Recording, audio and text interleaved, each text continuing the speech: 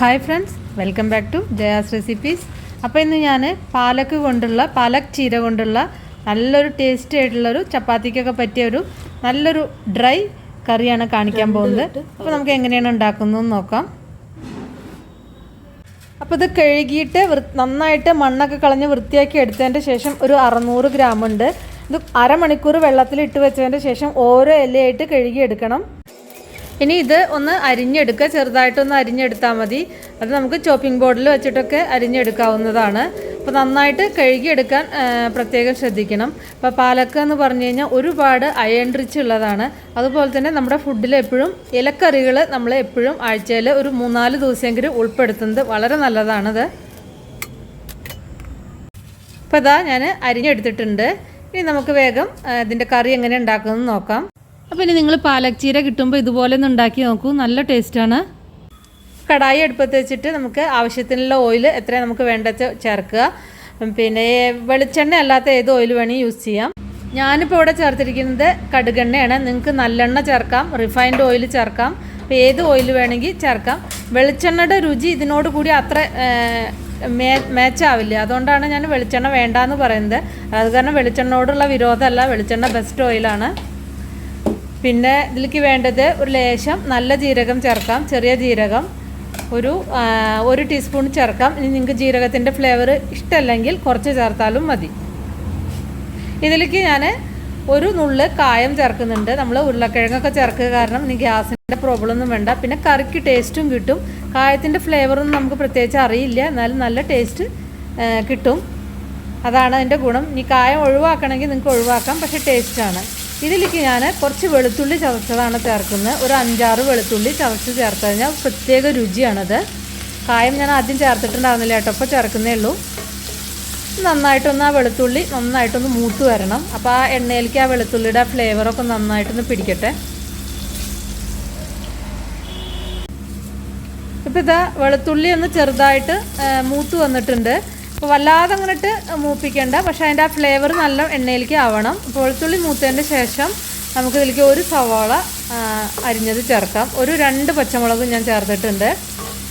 ഇതിൽ ഇഞ്ചി ഞാൻ ചേർക്കുന്നില്ല. ഇഞ്ചി വേണമെങ്കിൽ നിങ്ങൾക്ക് ചെറിയൊരു കഷ്ണം ഇഞ്ചി ചേർക്കാം, പക്ഷേ ഇതിൽ വെളുത്തുള്ളിയുടെ ഫ്ലേവർ എന്തായാലും വേണം, അപ്പോഴാണ് അതിന് നല്ലൊരു ടേസ്റ്റ് കിട്ടും. ഇനി നമുക്ക് കുറച്ച് ഉപ്പ് ഞാൻ ചേർത്തിട്ടുണ്ട്, അതൊന്ന് വേഗം വാടി കിട്ടാൻ വേണ്ടിയിട്ട്. പക്ഷേ പിന്നെ സവാള ഈ സമയത്ത് വല്ലാതെ വഴറ്റണ്ട. നമുക്കിതിലേക്ക് ഉരുളക്കിഴങ്ങ് ചേർക്കാണ്ട്. അപ്പോൾ ഉരുളക്കിഴങ്ങിൻ്റെ കൂടെ ഇത് നന്നായിട്ട് പിന്നെ വഴന്ന് കിട്ടിക്കോളും. ആദ്യമേ സവാള നന്നായിട്ട് വഴറ്റേണ്ട ആവശ്യമില്ല.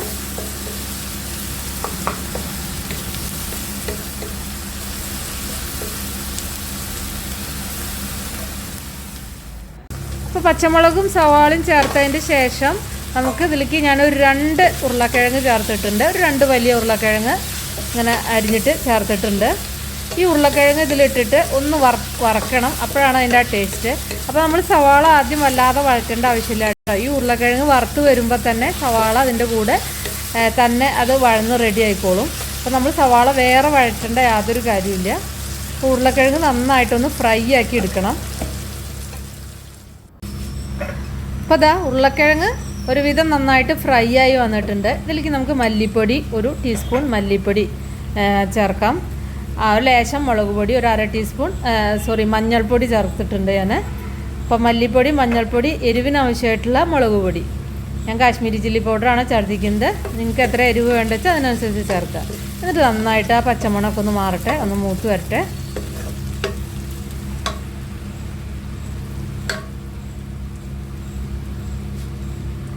അപ്പോൾ ഇതിലേക്ക് ഞാൻ കുറച്ച് ചില്ലി ഫ്ലേക്സ് ഇട്ടിട്ടുണ്ട്. ചില്ലി ഫ്ലേക്സ് ഒക്കെ നമുക്ക് വാങ്ങിക്കാൻ കിട്ടും. ഇനി വാങ്ങിക്കില്ലെങ്കിൽ നമ്മുടെ ഉണക്കമുളക് എടുത്തിട്ട് മിക്സിയുടെ ജാറിലിട്ടിട്ട് അങ്ങോട്ട് അടിച്ചാൽ മതി. ചില്ലി ഫ്ലേക്സ് ഒക്കെ റെഡിയായി. ചില്ലി ഫ്ലേക്സ് ചേർക്കുമ്പോൾ ഇതിനൊരു പ്രത്യേക ടേസ്റ്റാണ്. അപ്പോൾ അതിനനുസരിച്ച് നമ്മൾ പച്ചമുളകും മുളക് പൊടിയൊക്കെ ചേർത്താൽ മതി. ചില്ലി ഫ്ലേക്സ് എന്തായാലും ചേർക്കുക, നല്ല ടേസ്റ്റാണിത്. ഒന്ന് മൂക്കട്ടെ. അപ്പോൾ ഇതാ മസാലയൊക്കെ മൂത്തു.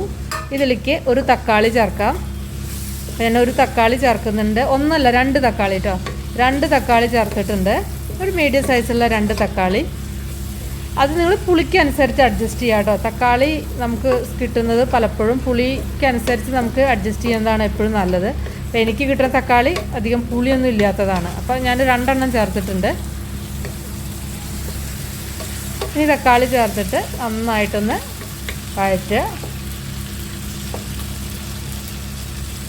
തക്കാളി ഒന്ന് നന്നായിട്ടൊന്ന് ഇതിൽ കിടന്ന് എണ്ണയിൽ കിടന്നിട്ടൊന്ന് വെന്ത് എണ്ണ തെളിയണം. അപ്പോൾ ഇതാ തക്കാളിയൊക്കെ വെന്തിട്ട് ആ തക്കാളി അതിൽ നിന്നൊക്കെ എണ്ണ ഒന്ന് തെളിഞ്ഞു വന്നിട്ടുണ്ട്. കണ്ടില്ലേ, അത്യാവശ്യം എണ്ണയൊക്കെ നന്നായിട്ട് തെളിഞ്ഞു വന്നിട്ടുണ്ട്. ഇതിലിപ്പോൾ ഞാൻ കുറച്ച് എണ്ണയൊക്കെ കൂടുതൽ ചേർത്താൽ കറിക്ക് കൂടുതൽ ടേസ്റ്റ് ഉണ്ടാവും കേട്ടോ. പിന്നെ നിങ്ങൾ എണ്ണയൊക്കെ പിന്നെ എത്ര വേണ്ടത് വെച്ചാൽ അതൊക്കെ ഓരോരുത്തരുടെ ഇഷ്ടം പോലെ ആവാം.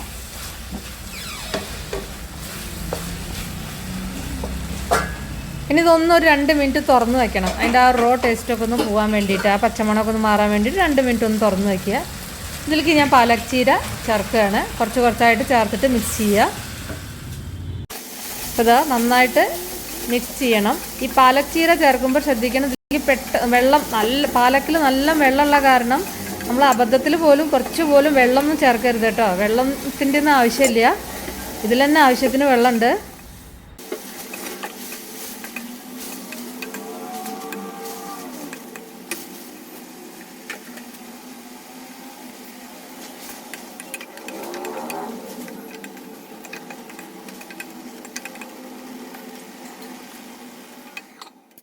ഇപ്പോൾ കണ്ടില്ലേ, എല്ലാം കൂടി മിക്സ് ചെയ്തപ്പോൾ തന്നെ അതിലെല്ലാം വെള്ളമൊക്കെ ഇറങ്ങി വന്നിട്ട് നല്ല വെള്ളമായിട്ടുണ്ട്.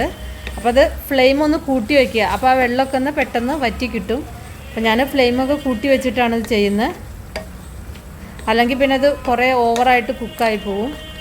നിങ്ങൾക്ക് ഗ്രേവി ആയിട്ട് വേണമെങ്കിൽ കുറച്ച് മീഡിയം ഫ്ലെയിമിലിട്ടിട്ട് ചെയ്യാവുന്നതാണ്.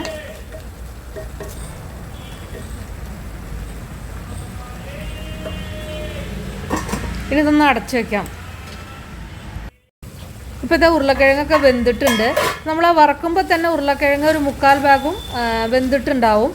നമ്മൾ വലിയ കഷ്ണങ്ങളാക്കിയിട്ട് വറുക്കുകയാണ് ഉരുളക്കിഴങ്ങ് എപ്പോഴും നല്ലത്. പിന്നെ ഉരുളക്കിഴങ്ങ് നന്നായിട്ട് വറുത്താൽ അത്രയും കറിക്ക് ടേസ്റ്റ് ഉണ്ടാവും കേട്ടോ. അപ്പോൾ അത് നന്നായിട്ട് വറുക്കുക. എന്നിട്ട് പിന്നെ നമ്മളിങ്ങനെ പാലക്ക് ചേർത്തിട്ട് അടച്ചു വയ്ക്കുമ്പോൾ അതങ്ങോട്ട് വെന്തോളും. പൊടിഞ്ഞു പോരണ്ട ഉരുളക്കിഴങ്ങ്. അപ്പോൾ ഞാൻ തുറന്ന് വെച്ചിട്ട് അതിൻ്റെ വെള്ളം ഒന്ന് വറ്റിച്ചെടുക്കുന്നുണ്ട്. നിങ്ങൾക്ക് ഈ വെള്ളം വേണമെങ്കിൽ ഇത് ഇങ്ങനെ തന്നെ വെച്ചോളൂ. പിന്നെ നമ്മൾ നല്ല എണ്ണയൊക്കെ ഒഴിച്ചാലാണ് അതിൻ്റെ എണ്ണ നന്നായിട്ട് തെളിഞ്ഞു വരുള്ളൂ, അല്ലെങ്കിൽ അത്ര മനസ്സിലാവില്ല. ഇതിലേക്ക് ഞാനൊരു 1/4 ടീസ്പൂണ് ഗരം മസാല ചേർക്കുന്നുണ്ട്. ഇത് ഗരം മസാല ഇല്ലാതെയും നല്ല ടേസ്റ്റ് തന്നെയാണ്. അപ്പോൾ നിങ്ങൾ നോക്കുക, ഗരം മസാല വേണമെങ്കിൽ മാത്രം ഒരു 1/4 ടീസ്പൂണ് ചേർക്കുക. ഞാനിപ്പോൾ ഇവിടെ കുറച്ച് ചേർക്കുന്നുണ്ട്. ഞാനിതിൽ കസൂരി മേത്തി 1 ടേബിൾ സ്പൂൺ ചേർക്കുന്നുണ്ട്. അതായത് ഉലുവയിൽ ഉണക്കിയത്. ഇത് എല്ലായിടത്തും കിട്ടും, എല്ലാ കടകളിലും ഇപ്പോൾ പൊതുവെ കിട്ടുന്നുണ്ട്, അല്ലെങ്കിൽ ഓൺലൈൻ നിങ്ങൾക്ക് കിട്ടും. വളരെ ഹെൽത്ത് ബെനിഫിറ്റ് ഉള്ളതാണ്. പിന്നെ പോരാത്തതിന് കറികൾക്കൊക്കെ നല്ല ടേസ്റ്റാണ്. ഞാൻ പൊതുവെ എല്ലാ നോർത്ത് ഇന്ത്യൻ കറികളിലും ഇത് ചേർക്കാറുണ്ട്. ഇനിയിപ്പോൾ നിങ്ങളുടെ കയ്യിൽ ഉലുവയില ഇല്ലെങ്കിൽ ചേർക്കേണ്ട, കുഴപ്പമൊന്നുമില്ല. ചേർത്താൽ കൂടുതൽ ടേസ്റ്റ് ഉണ്ടാവും, അത്രയേ ഉള്ളൂ. ഇനി ഇതാ ഒന്ന് തുറന്ന് വെച്ചിട്ട് ഒന്ന് ഡ്രൈ ചെയ്തിട്ട് ഉണ്ടാക്കുക. നമ്മുടെ കറിയൊക്കെ റെഡിയായി. അപ്പോൾ ഇതാ പാലക്ക് ചീരയും ഉരുളക്കിഴങ്ങുമായിട്ടുള്ള നല്ല സൂപ്പർ ടേസ്റ്റി ആയിട്ടുള്ള ചപ്പാത്തി കറി റെഡിയായി. നിങ്ങളെല്ലാവരും ഒന്ന് ഉണ്ടാക്കി നോക്കുക. ഇഷ്ടപ്പെട്ടാൽ ലൈക്ക് ചെയ്യാം, അല്ലെങ്കിൽ നിങ്ങൾക്ക് ഡിസ്ലൈക്ക് ചെയ്യാം. അപ്പോൾ ഇഷ്ടപ്പെട്ടാൽ ഒന്ന് സബ്സ്ക്രൈബ് ചെയ്യണേ. അതുപോലെ തന്നെ എൻ്റെ ഫേസ്ബുക്ക് പേജും ഒന്ന് ഫോളോ ചെയ്യാൻ മറക്കരുതേ. അപ്പോൾ നമുക്ക് വേറൊരു ഈസി റെസിപ്പി വീണ്ടും കാണാം. താങ്ക്